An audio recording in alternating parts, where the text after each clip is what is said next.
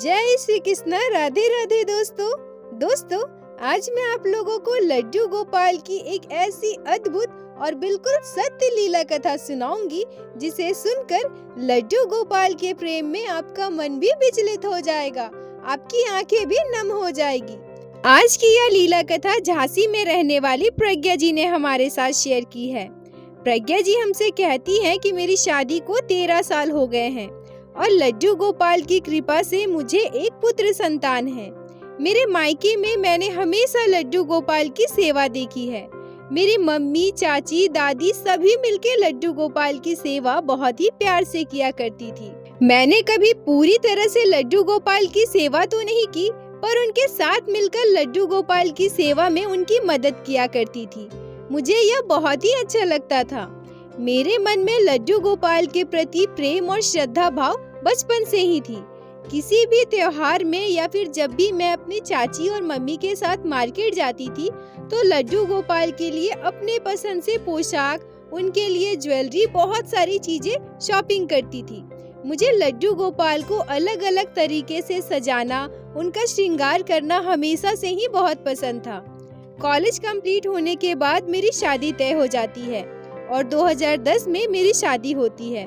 मेरे ससुराल में बस मेरी सासू माँ और मेरे हस्बैंड थे। मेरी एक ननद थी पर उनकी शादी मुझसे पहले ही हो चुकी थी। मैं हमेशा से ही जॉइंट फैमिली में रही हूँ। वहाँ जाकर मैं बिल्कुल अकेला महसूस करती थी। मेरे ससुराल का घर बहुत बड़ा था। मेरे हस्बैंड ऑफिस चले जाया करते थे और घर में मैं और मेरी सासू माँ रह जाती थी। मुझे मेरे गोपाल की बहुत याद आती थी। गोपाल के बिना मेरा मन बिल्कुल भी नहीं लगता था। ऐसा लगता था जैसे किसी चीज की कमी हो मेरी जिंदगी में। मेरी सासू माँ बहुत अच्छी थी, मुझसे बहुत प्यार करती थी। वो हमेशा मुझसे कहती थी कि तुम्हें घर के काम के बारे में ज्यादा सोचने की कोई जरूरत नहीं है। अगर तुमसे नहीं होता है तो तुम मत करो, मैं सब कुछ देख लूंगी। और अगर तुम्हें आगे पढ़ाई करनी है या फिर कुछ और करना हो, अगर तुम्हें जॉब करनी है तो तुम कर सकते हो। मैं मन ही मन सोचती थी कि मेरी सासू माँ कितनी अच्छी है। पर मेरे लिए तो दिक्कत की बात यह थी कि मैं अपने लड्डू गोपाल को बहुत याद करती थी। एक दिन मैं अपने हस्बैंड से कहती हूँ कि आपको पता है मेरे मायके में लड्डू गोपाल की सेवा होती है। मैं हमेशा लड्डू गोपाल को अलग अलग तरीके से सजाया करती थी, उनका बहुत ही अच्छे से श्रृंगार किया करती थी। मेरे हस्बैंड मुझसे कहते हैं कि हाँ, मैंने देखा है तुम्हारे घर पर लड्डू गोपाल हैं। और मैं अचानक से अपने हस्बैंड से कहती हूँ कि क्यों ना हम भी अपने घर पे लड्डू गोपाल को लेकर आए। मेरे हस्बैंड को ज्यादा कुछ इसके बारे में पता नहीं था। लड्डू गोपाल की सेवा कैसे होती है, क्या क्या नियम है, क्या क्या चीजें करनी होती है, उन्हें कुछ भी नहीं पता था। उन्होंने बस मुझसे कह दिया कि हाँ ठीक है, तुम्हारा मन है तो तुम कर सकती हो। प्रज्ञा जी कहती है कि मुझसे यह गलती हो गई कि मैंने अपनी सासू माँ से एक बार भी इसके बारे में बात नहीं की, उनसे एक बार भी नहीं पूछा। एक दिन शाम को अपने पति के साथ मार्केट जाती हूँ और वहाँ से प्यारे से लड्डू गोपाल का विग्रह और साथ ही उनके जरूरत की सारी चीजें खरीद कर ले आती हूँ। घर आकर जब मैं लड्डू गोपाल को अपने सासू माँ को दिखाती हूँ तब वो कहती है कि ये क्या बहू, तुम यही लेने मार्केट गई थी? मैं बोली हाँ माँ जी, आपको पता है मेरा मन ना बिल्कुल भी नहीं लगता था, इसीलिए मैंने सोचा कि लड्डू गोपाल को लेकर आती हूँ। इनकी पूजा सेवा करूँगी तो मेरा मन भी लगा रहेगा। और मैं तो अपने मायके में लड्डू गोपाल की सेवा किया करती थी ना, ये तो आपको पता ही है। मेरी सासू माँ गुस्से में कहती है, क्यों मैं नहीं थी यहाँ जो तुम्हारा मन नहीं लग रहा था? मैं तुमसे प्यार नहीं करती क्या बहू? मैं कहती हूँ कि नहीं माँ जी, ऐसा बिल्कुल नहीं है, पर लड्डू गोपाल के बिना मेरा मन नहीं लगता था। मुझे वो हमेशा याद आते थे, इसीलिए मैं लड्डू गोपाल को घर लेकर आई हूँ। प्रज्ञा जी कहती हैं कि मुझे नहीं पता था कि मेरी सासू माँ मेरे लड्डू गोपाल को लेकर आने की वजह से इतना गुस्सा करेंगी। मेरी सासू माँ गुस्से में मेरे पति से कहती है कि बहू ने तो नहीं बताया, चलो ठीक है, पर तुमने भी मुझे एक बार भी नहीं बताया। अब मेरे पति को तो इस बारे में ज्यादा कुछ पता ही नहीं था।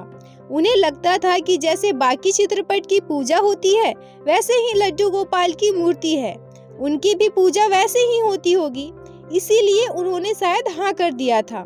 मेरे पति मेरे सासू माँ से कहते हैं कि अरे माँ, क्या हो गया, पूजा ही तो करना है, करने दो उसे।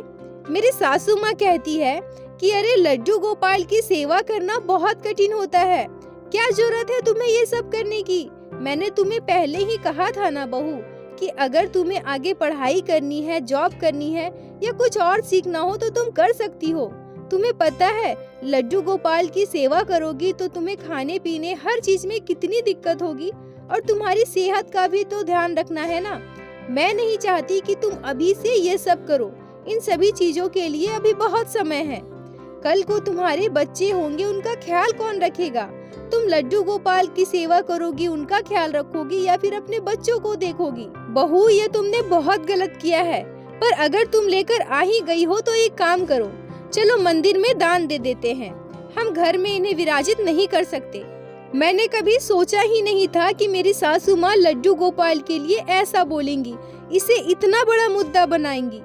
मैं मन ही मन सोचती हूँ कि जिस लड्डू गोपाल की सेवा मैं इतने प्यार से किया करती थी, आज जब मैं अपने लड्डू गोपाल को अपने घर लेकर आई हूँ तो उन्हें मंदिर में दान देने की बात हो रही है। यह मैं कैसे कर सकती हूँ? ये सोचते ही मेरी आंखें नम हो जाती है। मैं अपने सासू माँ से कुछ भी नहीं कहती, बस वहाँ खड़ी रहती हूँ और मेरे दोनों आँखों से आंसू निकल रहे थे। तभी यह देखकर मेरे हस्बैंड कहते हैं कि माँ, अगर प्रज्ञा को करनी है तो करने दो ना, तुम्हें इससे क्या दिक्कत, इसका मन बहला रहेगा, करने दो इसे अगर इसका मन है तो। मेरे पति की बात सुनकर मेरी सासू माँ बहुत गुस्सा हो जाती है और कहती है, हाँ ठीक है, जो तुम लोगों को ठीक लगे वो करो, मुझे कुछ भी नहीं कहना। मेरे पति की बात सुनकर मेरी सासू माँ और भी गुस्सा हो जाती है और कहती है, हाँ ठीक है, जो तुम लोगों को अच्छा लगे वही करो, मैं कुछ भी नहीं कहूँगी। और उस दिन से मैं अपने ससुराल में लड्डू गोपाल की सेवा करने लगती हूँ। पर मेरी सासू माँ को कभी भी मेरा लड्डू गोपाल की सेवा करना पसंद नहीं था, पर अब वो मुझे कुछ भी नहीं कहती थी, ना ही मना करती थी, पर कभी कभी कुछ ऐसी बातें बोलती थी जिससे मुझे पता चलता था कि मेरे लड्डू गोपाल की सेवा करना उन्हें पसंद नहीं है। ऐसे ही दिन बीत रहे थे। लड्डू गोपाल की सेवा लेने के 3 साल के बाद मेरे बेटे का जन्म होता है। उस समय मैं अपने मायके गई थी और अपने साथ अपने लड्डू गोपाल को भी लेकर गई थी, क्योंकि मुझे पता था कि अगर मैं अपने लड्डू गोपाल को अपने ससुराल में छोड़कर जाती हूँ तो यहाँ उनकी सेवा करने के लिए कोई भी नहीं है और मेरी सासू माँ तो उनकी सेवा बिल्कुल भी नहीं करेंगी। इसीलिए मैं अपने मायके लेकर चली गई। मेरे मायके में तो पहले से ही एक लड्डू गोपाल थे। अब दोनों लड्डू गोपाल की सेवा मेरे मायके वाले बहुत ही प्यार से किया करते थे। मेरे बेटे के जन्म के कुछ महीने के बाद मैं अपने ससुराल वापस आती हूँ और अपने लड्डू गोपाल को भी साथ लेकर आती हूँ। ऐसे ही दिन बीत गए। मेरा बेटा अब थोड़ा बड़ा हुआ। इतने वर्ष हो जाने के बाद भी अभी भी मेरी सासू माँ मेरे लड्डू गोपाल को पसंद नहीं करती थी। इस वजह से मुझे बहुत बुरा लगता था। जब हम अपने घर में जन्माष्टमी का त्योहार मनाते थे, उसमें भी मेरी सासू माँ शामिल नहीं होती थी। यह सब मुझे बहुत दुख देता था। मेरी सासू माँ को दिक्कत बस इसी बात से थी कि मैंने उनसे बिना पूछे लड्डू गोपाल को अपने घर लेकर आया और उनके अनुसार लड्डू गोपाल की सेवा में जो समय लगता है वह समय की बर्बादी है। इससे अच्छा मैं कोई और काम कर लेती। इसीलिए वह कभी भी नहीं चाहती थी कि मैं लड्डू गोपाल की सेवा करूं। पर मेरे मन में हमेशा यह बात होती थी, मैं हमेशा सोचती थी कि काश कभी ऐसा होता कि मेरी सासू माँ मेरे लड्डू गोपाल से प्यार करती, उनके मन में भी लड्डू गोपाल के लिए श्रद्धा भाव होता तो कितना अच्छा होता। जिस तरह से मेरे मायके में मेरी दादी, चाची, मेरी मम्मी सभी मिलकर लड्डू गोपाल की सेवा करती है, उसी तरह से मेरी सासू माँ और मैं दोनों मिलकर लड्डू गोपाल की साथ साथ सेवा करते, उनके लिए शॉपिंग करने जाते, हर एक त्योहार को बहुत ही धूमधाम से मनाते। मेरी सासू माँ वैसे तो बहुत अच्छी थी, मुझसे बहुत प्यार करती थी, पर बात जब मेरे लड्डू गोपाल की आती थी तब उनका व्यवहार बिल्कुल ही बदल जाता था। यह मुझे बहुत ही दुख देता था। प्रज्ञा जी कहती है कि शायद मेरे लड्डू गोपाल मेरे मनोस्थिति को समझ रहे थे। वह समझ चुके थे कि मैं क्या चाहती हूँ। और यह घटना मेरे जीवन में तब घटी जब मेरा बेटा लगभग 1-1.5 साल का था। वह चलने लगा था।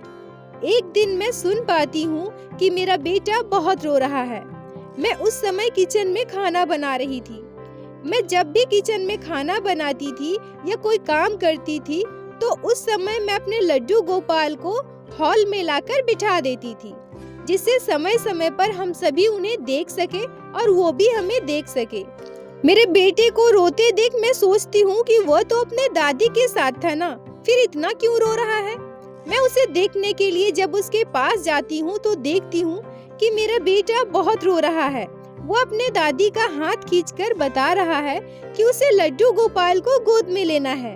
यह देखकर मैं वहीं दूर खड़ी हो जाती हूँ और देखने लगती हूँ कि मेरी सासू माँ क्या करती है, क्योंकि इससे पहले कभी भी मेरी सासू माँ ने मेरे लड्डू गोपाल को स्पर्श नहीं किया था। मेरी सासू माँ मेरे बेटे को गोद में लेने की कोशिश करती है। उससे कहती है कि चलो बाबू, मैं तुम्हें बाहर घुमा आती हूँ। पर मेरा बेटा तो जैसे जिद ले लिया था कि उसे लड्डू गोपाल को गोद में लेना है, क्योंकि मेरी सासू माँ को यह पता नहीं था कि मैं उन्हें छिपकर देख रही हूँ। उन्हें तो यही लग रहा था कि मैं किचन में खाना बना रही हूँ और मेरा बेटा तो इधर रोए जा रहा था। उनके पास और कोई चारा नहीं था, इसीलिए वह पहली बार मेरे लड्डू गोपाल को अपने गोद में उठाती है। फिर वह मेरे बेटे के गोद में देती है और अपने हाथ से पकड़े रहती है कि कहीं मेरा बेटा लड्डू गोपाल को जमीन पे न गिरा दे। यह देखकर मुझे बहुत खुशी हुई, भले ही किसी भी तरीके से हो, लेकिन आज पहली बार मेरी सासू माँ ने मेरे गोपाल को गोद में लिया था। प्रज्ञा जी कहती हैं कि सच कहूँ तो मैं लड्डू गोपाल को अपना बड़ा पुत्र मानती थी, क्योंकि मेरे बेटे के आने से पहले लड्डू गोपाल मेरी जिंदगी में आए थे। मैं लड्डू गोपाल से उतना ही प्यार करती थी जितना अपने बेटे से करती थी। दोनों मेरे लिए एक समान थे। जब मेरी सासू माँ मेरे बेटे को गोद में लेती थी, उसे खाना खिलाती थी, उसके साथ खेलती थी, तो मुझे अपने गोपाल के लिए बहुत दुख होता था। पर आज जब मेरी सासू माँ पहली बार लड्डू गोपाल को गोद में ली है तो यह देखकर मुझे बहुत सुकून महसूस हुआ। मैं मन ही मन बहुत खुश हो रही थी।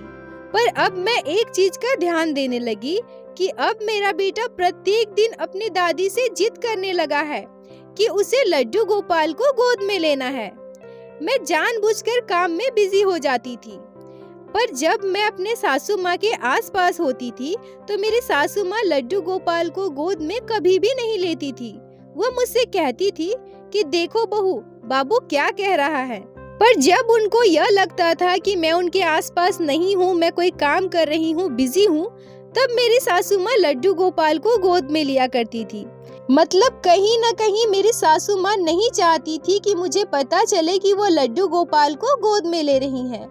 मतलब मेरी सासू माँ को लड्डू गोपाल का गोद में लेना बस मेरे बेटे की वजह से ही था। अभी भी उनके मन में लड्डू गोपाल के लिए कोई भी श्रद्धा भक्ति नहीं आई थी। यह सोचकर मुझे बहुत बुरा लगता था, पर कभी कभी खुशी भी होती थी कि चलो मेरे लड्डू गोपाल को उसके दादी ने गोद में लिया तो है। पर एक दिन हमारे जीवन में एक ऐसी घटना घटती है जिसके बाद हम सभी का जीवन पूरी तरह से बदल जाता है। उस दिन सुबह से काफी बारिश हो रही थी। मेरे हस्बैंड अपने ऑफिस गए थे और दोपहर का खाना खाने के बाद मेरी सासू माँ अपने कमरे में आराम करने के लिए चली गई। मैं भी अपने बेटे को सुलाते सुलाते कब सो गई मुझे पता ही नहीं चला। मेरी नींद जब खुलती है तो मैं देखती हूँ कि 5 बज रहे हैं। इस समय लड्डू गोपाल को भोग लगाने का और सांझ का दिया बाती करने का समय होता है। बारिश भी रुक गई थी। मैं अपने पूजा घर में जाती हूँ तो देखती हूँ कि मेरे लड्डू गोपाल वहाँ है ही नहीं। यह देखकर मैं बिल्कुल चौंक जाती हूँ और अंदर से डर जाती हूँ कि मेरे लड्डू गोपाल कहाँ गए। तभी मैं सोचती हूँ कि कहीं मेरे बेटे ने लड्डू गोपाल को उठाकर यहाँ वहाँ तो नहीं रख दिया। पर मैं तो अपने लड्डू गोपाल को भोग लगाने के बाद अपने बेटे को सुला दी थी, तो लड्डू गोपाल को वो यहाँ वहाँ कैसे रख सकता है। बहुत सारी चीजें एक ही बार में मेरे मन में चलने लगी और मैं बहुत परेशान हो गई। लड्डू गोपाल को इधर उधर ढूंढने लगी। तभी मैं देखती हूँ कि मेरी सासू माँ दरवाजे की तरफ मुंह करके बैठी हैं।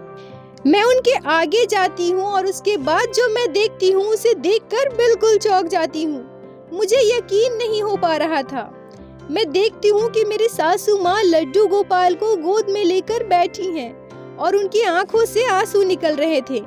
यह देखकर मुझे जैसे यकीन ही नहीं हो रहा था। मैं अपने सासू माँ के पास बैठकर उनका हाथ पकड़ती हूँ और पूछती हूँ कि मम्मी क्या हुआ, आप रो क्यों रही हैं? तब मेरी सासू माँ कहती है कि मुझसे बहुत बड़ा पाप हुआ है बहू। मैं लड्डू गोपाल को बस एक मूर्ति समझती थी, कभी भी उनकी सेवा नहीं की, बल्कि तुम्हें भी हमेशा उनकी सेवा करने से रोका है। मैं कभी भी नहीं समझ पाई कि लड्डू गोपाल तो हमारे साथ रिश्ता बहुत पहले ही जोड़ चुके हैं। मैं उनकी सेवा आज तक नहीं की, ना ही मैं तुम्हें करने देना चाहती थी। फिर भी लड्डू गोपाल ने मुझसे अपना रिश्ता जोड़ लिया। मैंने बहुत सारे किस्से कहानियों में तो लड्डू गोपाल की लीलाओं के बारे में सुना था कि लड्डू गोपाल अपने भक्तों के साथ लीलाएं करते हैं, पर मुझे इस बात पर कभी भी भरोसा नहीं होता था। पर आज जो लीला लड्डू गोपाल ने मेरे साथ की है, उसे मैं कभी नहीं भूल सकती। आज की इस लीला ने मुझे मेरे जीवन के सबसे बड़ी भूल जो मैं करती आ रही हूँ, उससे मेरी आंखें खोल दी। मैं अपने सासू माँ से पूछती हूँ कि माँ जी क्या हुआ है, आप मुझे बताइए ना। मेरी सासू माँ कहती हैं कि पता है बहू अभी क्या हुआ। मैं जब सो रही थी ना, तब मैं सपने में देखती हूँ कि तुम्हारे लड्डू गोपाल मुझे दादी दादी कहकर पुकार रहे हैं। गोपाल मुझसे कहते हैं कि दादी, मैं कब से आपके गोद में आना चाहता था। जिस तरह से आप भाई के साथ खेलती है, भाई को गोद लेती है, मुझे आप गोद में क्यों नहीं लेती? मैं तो आपके साथ आपके घर में ही रहता हूँ ना, आप मुझसे प्यार क्यों नहीं करती? मैं सपने में और कुछ समझ पाती, इतने में लड्डू गोपाल एक बाल स्वरूप में मुझसे दूर भागने लगते हैं। उनके पैरों के नुपुर छुनुर छुनुर आवाज कर रहे थे। मेरी सासू माँ की आंखों से आंसू छलक रहे थे। वह मुझसे कहती है कि बहू, मैं लड्डू गोपाल को समझ नहीं पाई। मैं समझ नहीं पाई कि लड्डू गोपाल स्वयं श्री नारायण श्री कृष्ण के बाल स्वरूप हमारे घर में विराजित है। मैंने कभी उनकी श्रद्धा भक्ति भी नहीं की, ना ही उनकी कभी सेवा की। मैं हमेशा तुम्हें भी सेवा करने से रोकी हूँ। मैं कितनी भाग्यशाली हूँ जो मैंने आज तक कभी लड्डू गोपाल की सेवा पूजा नहीं की, फिर भी लड्डू गोपाल ने मुझे दादी कहकर पुकारा, और यह सब तुम्हारी वजह से हुआ है बहू। मैं बहुत खुशनसीब हूँ जो तुम मेरे घर बहू बनकर आई हो। और मेरी सासू माँ मुझे गले से लगा लेती है। प्रज्ञा जी कहती हैं कि उस दिन अपनी सासू माँ के मुंह से ये सारी बातें सुनकर और लड्डू गोपाल के लिए उनके मन में प्यार देखकर मुझे बहुत अच्छा लग रहा था। मुझे बहुत खुशी हो रही थी। ऐसा लग रहा था मानो आज मेरा परिवार पूरा हो गया है।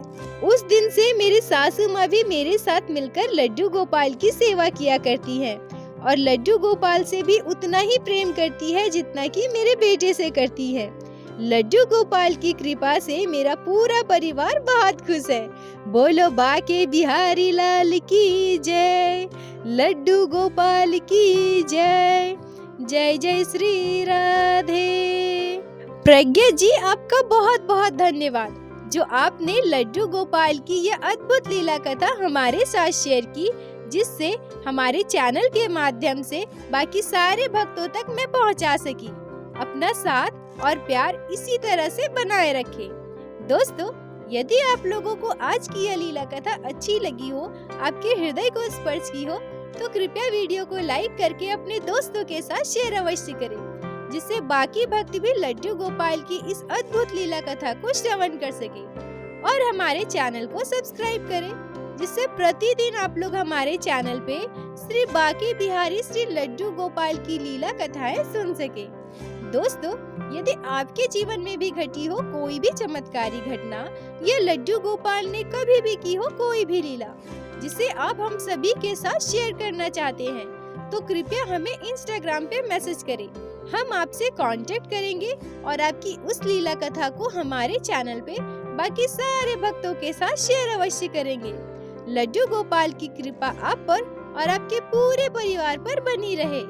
राधे राधे दोस्तों।